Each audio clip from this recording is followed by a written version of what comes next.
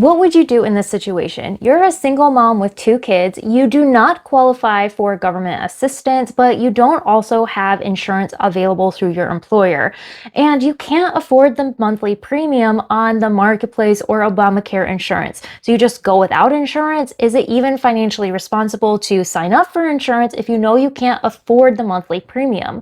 Well, that is the situation of the mom that kind of sparked today's conversation. And considering that my family is going through the exact same scenario, I figured that this might be a great opportunity for me to share my extensive research of all of the options that sometimes we don't necessarily know about, other than just defaulting to just being a cash pay patient, which, if you're anything like me, I'm sure you can also understand the anxiety that comes with realizing the fact that your family may go without medical insurance for who knows how long. So today I'm going to share what I found. Now, this is going to be very information heavy, and it is going to be very variable based off of the options available to you in your area, but at least this may give you some different options to research and look into to be able to find some different solutions for your unique family's needs. So the first thing is, of course, to become a cash pay patient. So in the past, I always had the expectation that, well, if you don't have insurance, then you're paying for the full cost of everything, which is true. Like, insurance is there to protect you and give you a limitation on your liability. And that this mom in particular had mentioned, she's like, I can't afford the high liability threshold for my family, even if I could afford the monthly premium. So some of like the premiums that I was seeing for my family was like $20,000, which is like a double, if not triple, increase from the previous year. So what I have come to realize is that when you're a cash pay patient, that the hospital and the doctors usually provide you a discount that they are providing very similarly to different insurance plans. And different insurance plans are going to negotiate different prices and price points and how much they will allow doctors' offices to charge. But when you're a cash pay patient, even though you don't have those previous negotiations, a lot of doctors and hospitals and ER centers will pass on a discount to you just by being cash pay, because they don't have all the back and forth work of negotiation and time needed that the insurance companies are doing. So some of those cash pay discounts can be pretty significant, anywhere from 40 to even sometimes 60% just by being cash pay. And one thing that I've experienced in my past with one of my family members that ended up needing medical care, even though we had medical insurance, that the way it ended up shaking out with the plan, which was very frustrating at the time, is that we were liable for a very large medical bill that we could not afford nor pay. And we were able to apply for financial assistance through the hospital that provided the care for us. And because of the situation that we were in, the large portion of the hospital bill ended up being forgiven because of the unique circumstances of our finances at the time. So just because we sometimes think of like the detriment of being a cash pay patient and having all of this liability, don't let that keep you from getting the care you need. Because I sometimes were like, when I have experienced that, driving to the hospital wondering like, how am I going to afford this hospital bill? But I know that the care I'm seeking is care that I need for my family.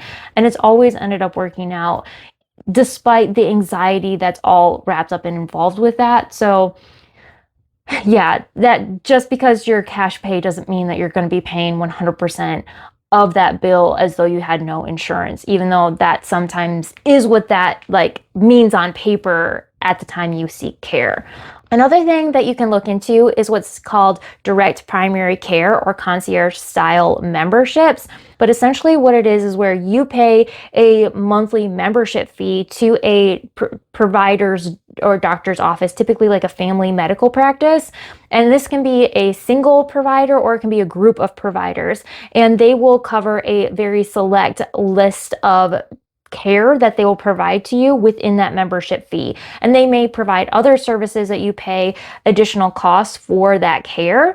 Or they may also have like discounts if they need to refer you out for labs or radiology or for prescriptions, versus just going as like a single direct pay patient to receive those services for like labs and radiologies and prescriptions. So one of the things that I found in my area is that Some direct care providers, they use the concierge name interchangeably, and other providers, that's a completely different definition. If you're looking into this, you do need to be very careful that you understand what services are offered and provided through that membership, because they may have, like, most likely what you'll see is like routine care and like coughs and colds and earaches and like viral infections, like things that you would go and seek care for at a primary care physician. But then they may also provide additional services to you. But again, that may not fall within that covered membership fee. And these prices can range very significantly. Like there's one in my area, one that we're considering for my family, because like I said, we're in this very similar situation where the coverage of my family would be like $200 per month, and we're a 4-person family. But then, like, I've seen others that are like $1,000 a month, but then they have a whole bunch of different specialized options and like providers across the entire nation and telehealth. So their offerings are way more robust, but their financial obligation for that service is much larger. So just be aware of that. But that is something that you can look into if you don't have traditional healthcare insurance. And they will usually say in all of the terms and services of all of them that I've looked into, it is not a replacement of your insurance, because if you do need to go to a hospital, obviously then you're a cash pay patient at that time if you don't have health insurance coverage. Another thing you can look into is a health sharing ministry. And even though it has the word ministry in it, there are secular offerings available. Like the biggest like faith-based one that I hear about all the time is the Christian healthcare ministry. But the secular one that I did do a quick research for that came up was called Sedera, if I'm saying it right.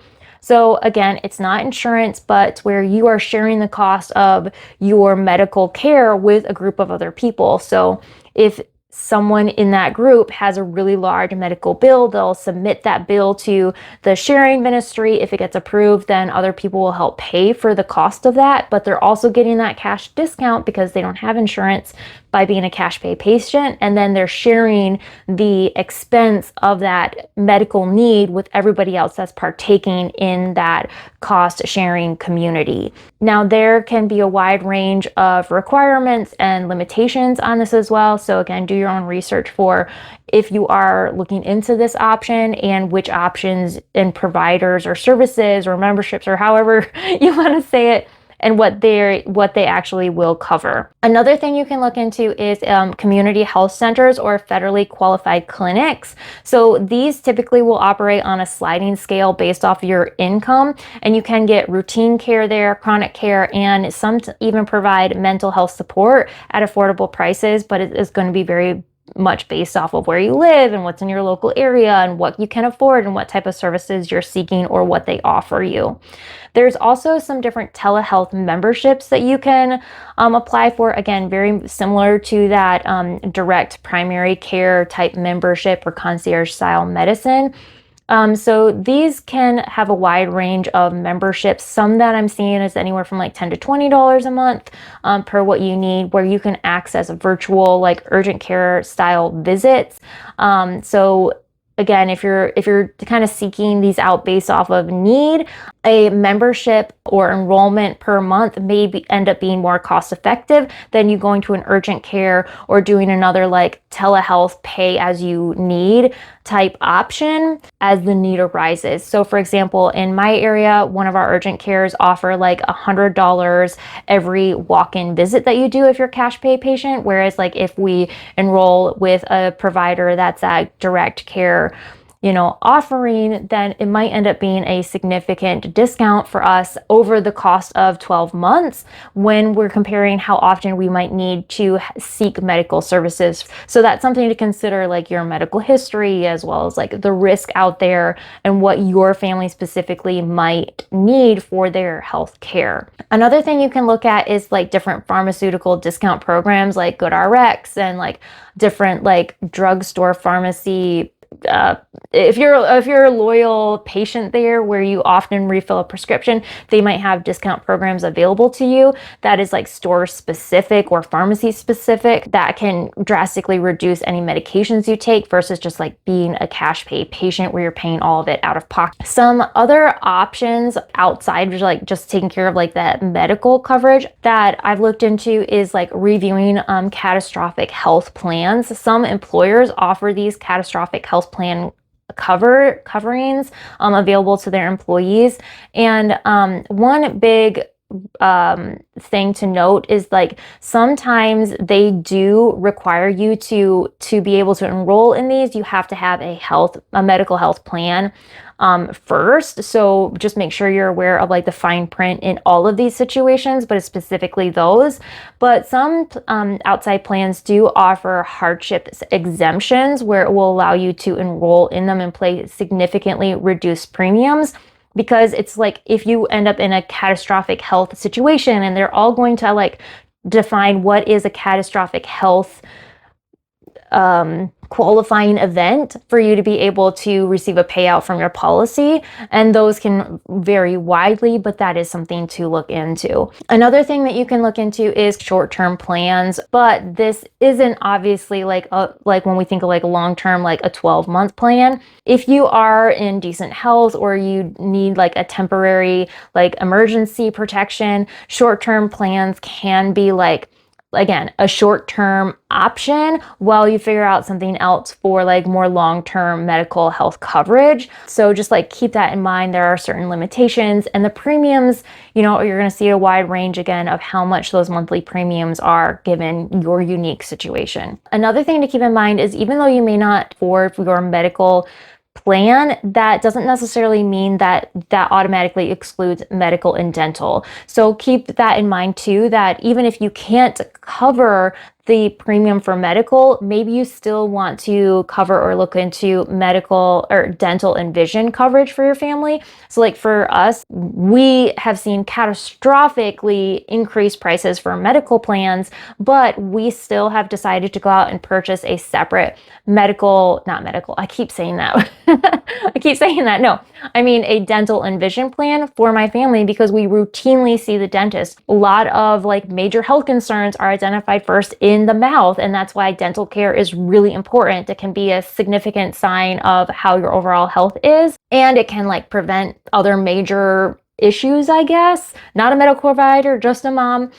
So I know how important it is to like make sure that everyone in my family has a routine dental checkup twice a year. And then both me and my husband have a prescription for our eyes to be able to see. I know how important it is to have that exam every year. So even though we are in a situation just like you, where it may not be feasible for us to have a full medical plan like we had in the past, I know how important it is to still make sure we're enrolled in a dental vision plan, because we will be utilizing those benefits equally significantly during the next 12 months, whereas we may not necessarily need medical coverage quite as extensively if we're healthy and nothing catastrophic occurs. Now, you can, of course, become a cash pay patient with a dental or a vision if you need those services, but you might have to do some, calculating out separately like I had, determining, okay, what makes financial sense to make sure that the medical care and the medical needs are met for my family this upcoming year when we are in a situation where prices are greatly inflated to where they have been in the past. Another thing for you to review is any of your accident or critical illness insurances. Now, these may be add-on through your employer, or you may have separate policies, might be attached to another type of insurance policy that you are carrying like on your home or your auto, or just like a separate policy out there just by itself. So you can typically add these on or enroll in these plans relatively inexpensively, especially compared to medical insurance. But they may, again, require you to have a separate medical health policy to be eligible to enroll. So check the fine print, but they may be like pennies on the dollar compared to having a medical plan. Some other things to look into. Now, I know that if you're in a situation where you don't qualify for government assistance can cover a large majority of things. So I just want to list out some different programs that you might already know that you don't qualify for, but if you haven't looked into them, I don't want you to also miss this benefit if you do qualify for. And those are, of course, CHIP for kids. So even if you as the parent don't qualify, your kids might. And then there's also state Medicaid spend down plans or medically needy plans. So some states will let you qualify after certain medical expenses to help you reduce your overall medical liability. And most people have no idea that these programs exist. So again, it's going to be very dependent on where you specifically live and what your state offers and what you qualify for based off of your unique needs. But I do just want to mention that hospital financial assistance programs, like I said, we needed hospital assistance with our huge medical bills in the past. So if you find yourself in a situation where you are seeking care, don't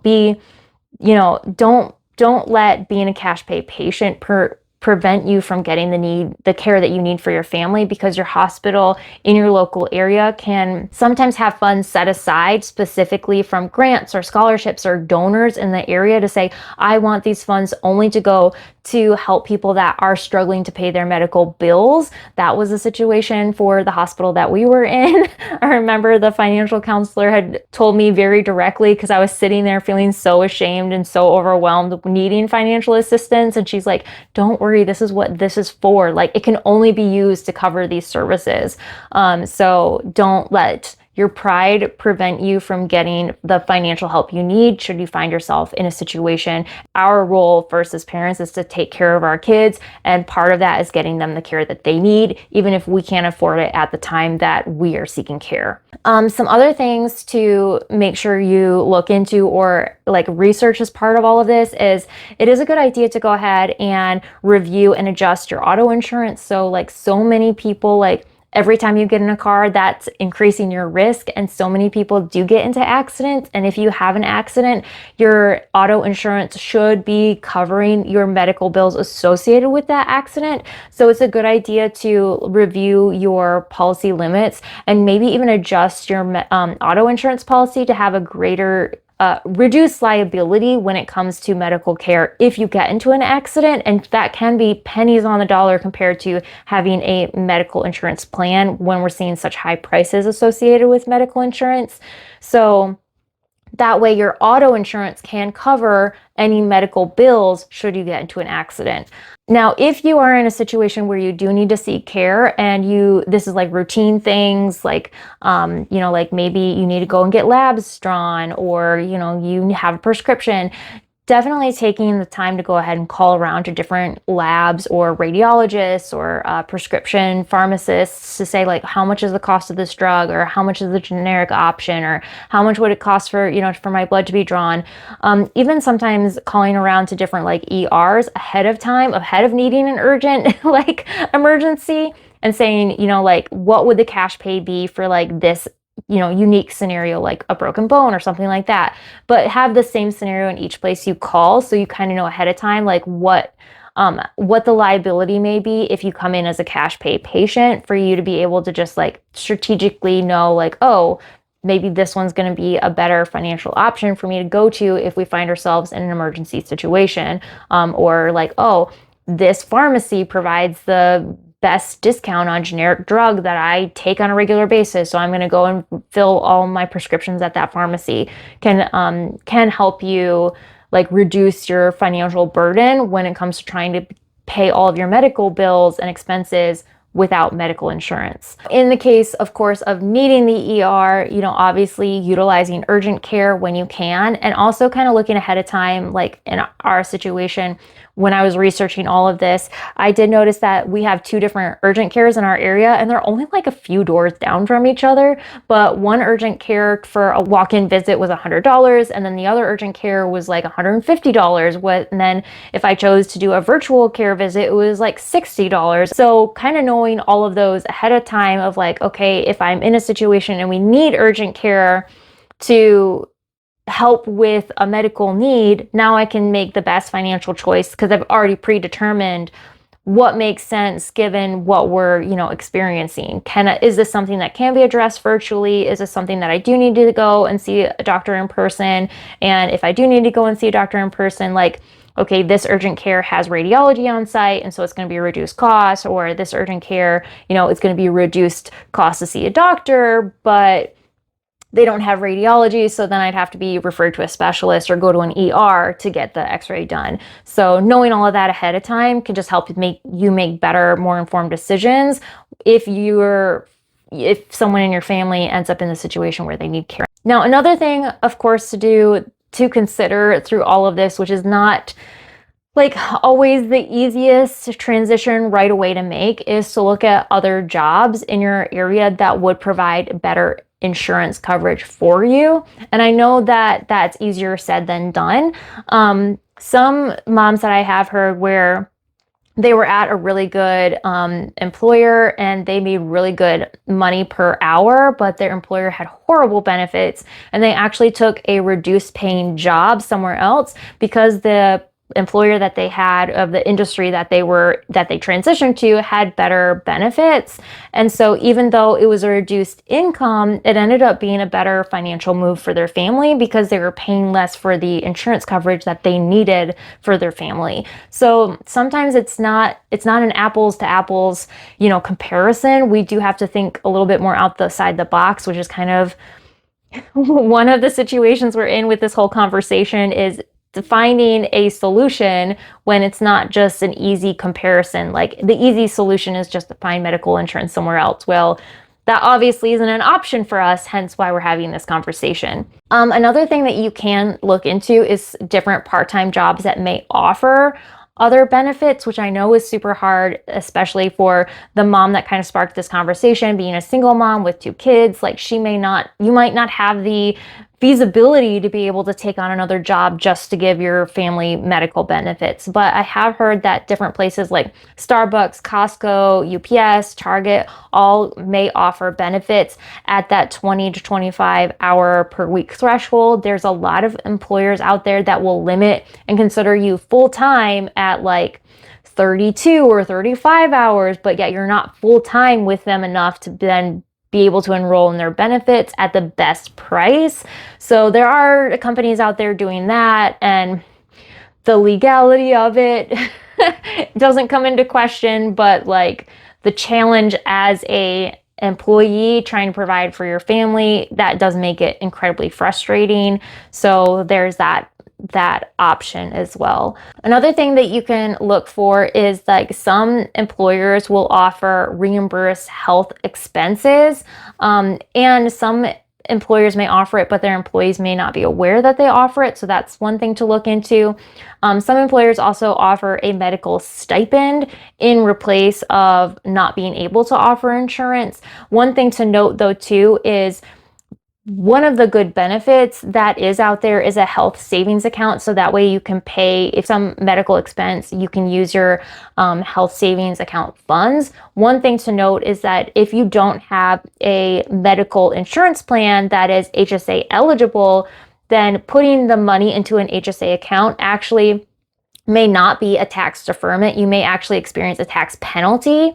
So really be aware of that if you do decide to open an HSA account, or if you have an HSA account from your previous insurance plan, make sure that you don't contribute money into that HSA account unless you know that that is a tax benefit for your unique situation. I have heard that some different cost sharing ministries out there still allow you to contribute to an HSA account, even though you're not necessarily enrolled in medical insurance. So be aware of all of the contingencies and requirements and benefits for whatever solution you decide to pursue. And definitely be aware of what you can and cannot do from a tax standpoint, because I have kind of been in that situation in the past where I had a high deductible health plan insurance that had an HSA that was HSA eligible. And so I contributed to my HSA, and then my enrollment in that insurance ended, but I still contributed to my HSA account because that's what I was doing all along. I thought, hey, as long as I have it, I can contribute. And then I had to pull money out of that before the end of the calendar year. So that way I didn't end up experiencing a tax penalty because I contributed during a portion of time during the calendar year where I didn't have that high deductible health plan insurance to make me eligible to contribute into my HSA account. So that's why I'm like, you really have to do your research and understand all the ins and outs and what you're actually signing up for and what you're legally obligated to do and what you're legally not obligated or not able to do when you kind of navigate all of this. It can be overwhelming, but you can do it. That's why I'm kind of like giving you all this information to give you at least a starting point. So a couple of other things to be aware of is that there can also be age-specific or school-specific clinics in your area. Some can be tied to your school for your kids. Some may be tied to your local health department. So you can take your kids there to get routine like eye exam and ear and hearing exams or, like before school annual exams or dental screenings or stuff like that. So that may again be very specific to your local area, but may be a benefit available to you, especially if those routine type exams were part of your previous medical plan, but now that you don't have insurance, you don't have access to that benefit. Well, there may be other local offerings available to you that are free or at a very significant reduced cost connected to, like I said, your local school or your local health department or pop-up clinics available as well. So those are other options, especially during this portion of time where we may not have an actual active medical insurance to cover those expenses. If you are listening to this and you can relate and you have any other options that I maybe didn't mention or some other information that would be helpful for us to know as part of this discussion, I would highly recommend for you to drop that information below. Again, do your research, make sure you fully understand all the ins and outs and that fine print of what it is that you're choosing to do. And I would just go ahead and mention for anyone that's like, well, not having insurance is not being financially responsible. Like, yes, I don't think any of us would choose this option if we could financially afford with the other life variables enrolling in medical insurance when it is so incredibly high. There should be reform, but that's not really the situation that we find ourselves in at this current present moment. So if you can relate, hopefully you find a really good solution for you. Like I said, we're in the same boat and looking for the best option to care for our family over the coming months while we kind of navigate the situation that the current landscape of what we're in. So hopefully you found some of this information helpful. If you have a question either related to finances or motherhood, you can find a link down below where you can submit it, and hopefully we will catch up in another conversation soon.